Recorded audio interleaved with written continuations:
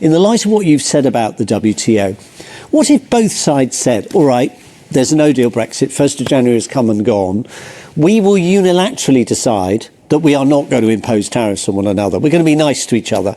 We'll carry on trading because we always did carry on trading anyway. It wouldn't be in either side's interest to go and complain to the WTO. Would it then require a third country to say, hang on a minute, you guys aren't playing by the rule book, and for them to make the complaint? Absolutely. And they'll say, what about that most favoured nation rule, which is absolutely core to the WTO?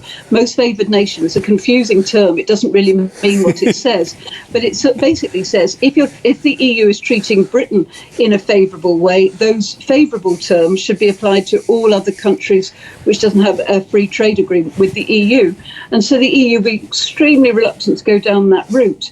And of course, the EU's got to keep an eye out for how those countries which do have a trading relationship with an FTA, like Canada, like Japan, they won't be happy to see that they've had to make sacrifices in order to get a free trade agreement, and the UK gets a tariff-free deal without a free trade agreement. So it's not going to work. So in reality, if there is no trade deal, EU will apply the tariffs because they have to under WTO rules, and to keep all of its other trading partners happy. They can't give special a relationship to the UK.